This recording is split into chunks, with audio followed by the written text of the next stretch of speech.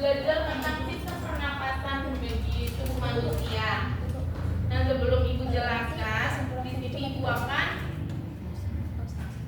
menjelaskan tujuan pembelajaran yang terlebih dahulu.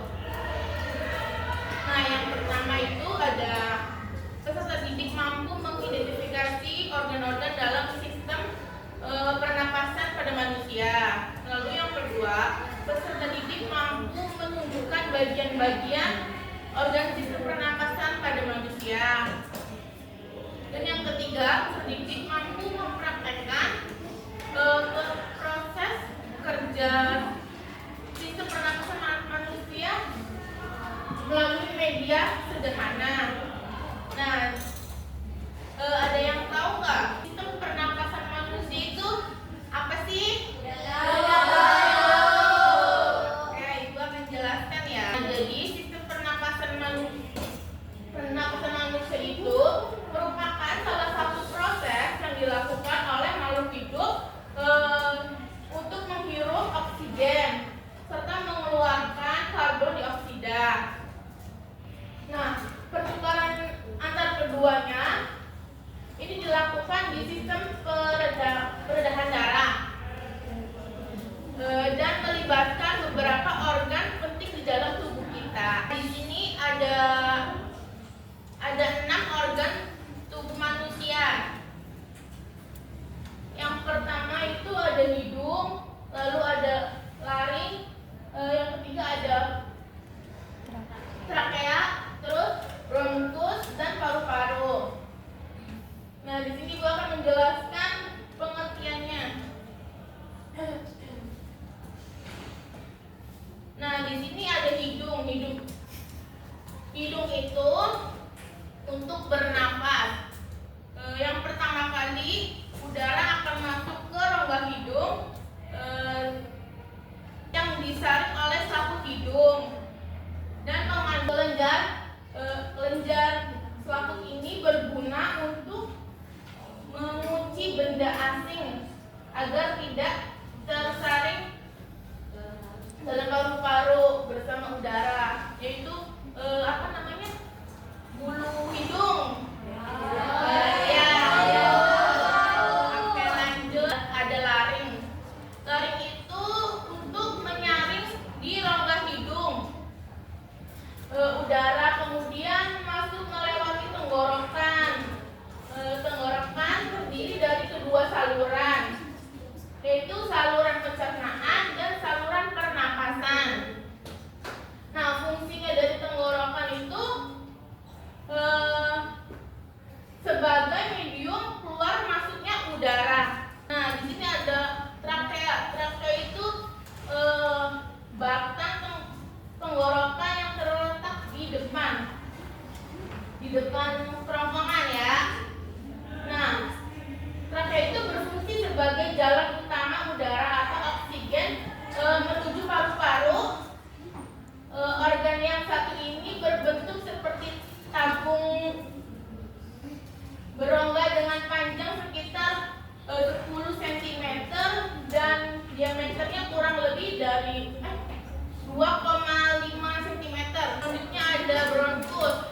Nah, bronkus itu berfungsi sebagai penyedia jalan bagi udara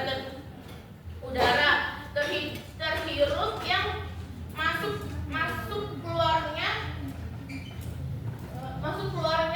dari paru-paru. Lalu bronkus juga mempunyai struktur yang persis seperti batang kerongkongan.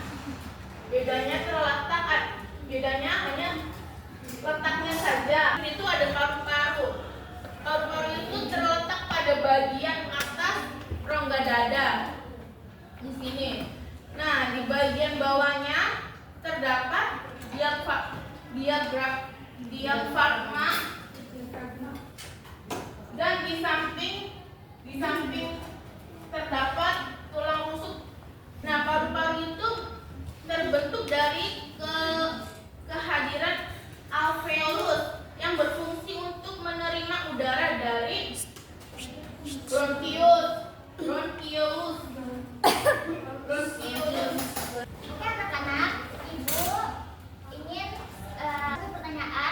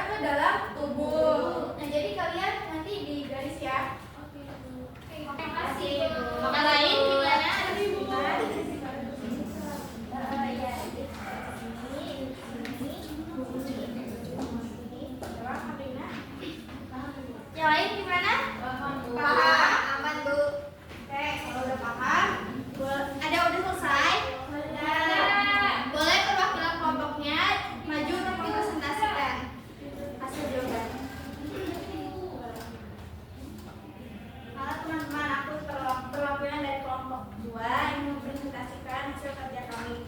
Ini yang pertama ada hidung. Jadi hidung itu pintu masuk utama udara ke dalam tubuh.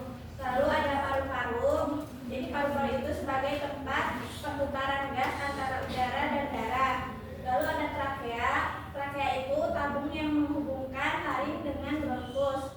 Lalu ada bronkus. Jadi bronkus itu berfungsi menyalurkan udara dari trakea ke bronkiolus. Lalu yang terakhir ada diafragma. Jadi otot utama dalam pernapasan saat kita menarik nafas. Oke, pintar. Nah, Ibu lihat kalian habis ngerjain AKPD itu lemes banget ya. Lemes banget, Ibu. Kita berdiri dulu yuk. Kita tepuk titik siapa yang siap. Tepuk titik. Titik titik. Titik titik. Ciluk bar. Gimana, udah pada semangat, Bu? Sudah. Oke, boleh duduk kembali. Oke, setelah mengerjakan LKPD tadi, kita bahas bareng-bareng ya. Oke. Nah, yang pertama di sini ada apa? Hidung. Itu fungsinya apa sih? Menyalurkan pintu masuk utama udara ke dalam tubuh. Nah, yang kedua ada apa? Paru-paru. Fungsinya itu apa sih? Sebagai tempat perputaran darah. Yang ketiga ada apa? Trakea. Fungsinya apa? Tabung menghubungkan laring dengan bronkus. Yang keempat ada bronkiolus. Fungsinya itu apa? Mengalirkan udara dari trakea ke bronkiolus. Lalu yang terakhir ada diafragma. Fungsinya otot pernapasan saat kita menarik nafas. Nah, setelah mengerjakan LKPD, Ibu akan membagikan soal evaluasi, yaitu